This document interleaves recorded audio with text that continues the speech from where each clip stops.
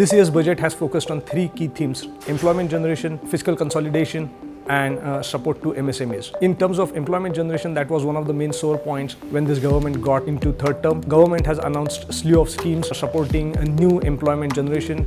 In particular, if a company employs a new person, a new employee, government is going to fund a part of the Provident Fund contribution as well as say 1 month salary, both in manufacturing sector and service sector. So that's going to help roughly 2 crore new employment generation over the next 5 to 7 years. That's a very welcome initiative. Government has also announced loan schemes for the students, both for higher education and college education at reduced interest rates, as well as a rejuvenated focus on the skilling of the youth. Coming to the second theme of the budget, which is the fiscal consolidation, everyone was expecting fiscal deficit of roughly 5.1% in terms of GDP. However, government has announced a fiscal deficit target of 4.9% for this year, which is extremely good initiative and development, because that allows government to reduce the debt over time and manage its balances and fiscal balances quite well. Farmers and MSMEs have got a lot of support in this budget. MSMEs in particular get extended mudra loans, not only up to 10 lakh rupees, but now up to 20 lakh rupees. Farmers are getting a lot of support. Awas Yojana, which is one of the flagship schemes of the government, the allocation to the rural Awas Yojana has gone up from roughly 32,000 crores to 54,000 crores.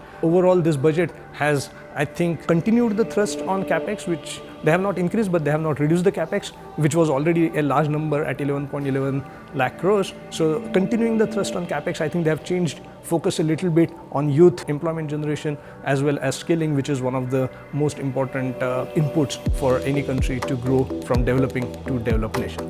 On tax side, the budget is very active. They have changed personal tax slabs, which is going to help salaried employees save roughly 10 to 15,000 rupees a year, depending upon what their annual income is, which is going to help increase the consumption in the economy, because disposable income for the consumers will go up. Additionally, they have abolished the angel tax, which is how the startups, when startups get their funding, they were getting actually taxed if they get a lot of funding relative to the valuations as given by the investment bankers. So that draconian tax regime has gone, which is a positive development. But on the capital gain side, government has increased the capital gain taxes on financial assets, which is perhaps what European economies have done over the last few years, that they would like to converge the tax rates on financial and non-financial assets, but therefore stock markets has reacted a little bit negatively. Stock markets have fallen, but I think it's going to be a short-term reaction. Overall, this budget, I think, has managed to keep focus clear by boosting employment and at the same time managing the fiscal deficit.